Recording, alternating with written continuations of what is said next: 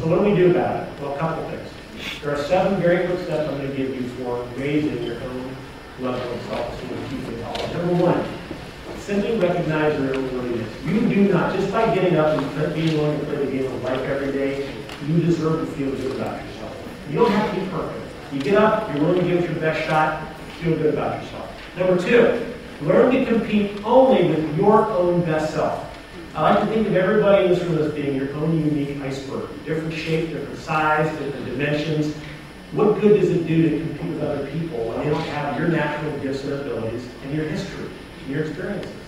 What if you woke up every single day just trying to be the very best you knew how to be? What would your performance curve look like over time? It's not always linear. We all have our down days. But if you do this over time, your own performance actually goes up because you're competing with yourself from the day before.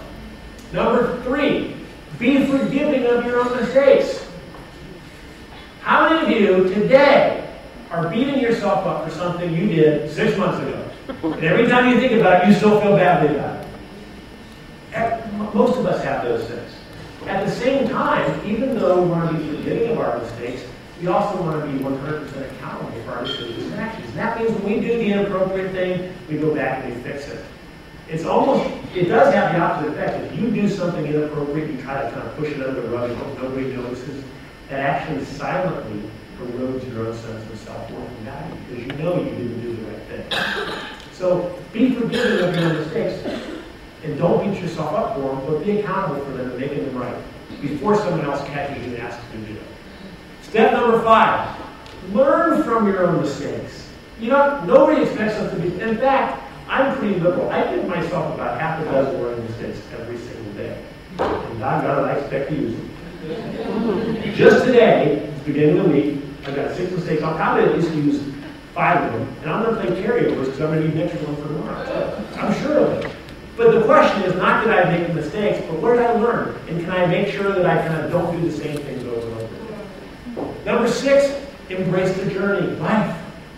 There are going to be those days when the gods of adversity conspire against you and you get your good butt whipped. How many of you have had days like that? There may even be a week like that on occasion, right? But you know what? You dust yourself off, you get a good night's sleep.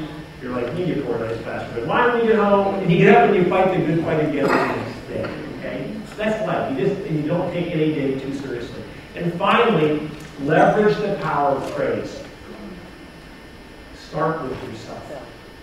Even though you don't want to walk around saying, hey, look at that, I got that too. But to yourself, say, you know what? I did get a good result because I used to do get good results. It's that quiet confidence that you carry within yourself.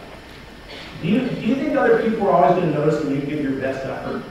No, because what are they thinking about? Themselves, right? So get in the habit of giving yourself a little pat on the back when you know you give something your very best effort. And when you do that for yourself, guess what? You'll also start finding it easier to do it for other people. Praise pays, as long as you start with yourself. Okay?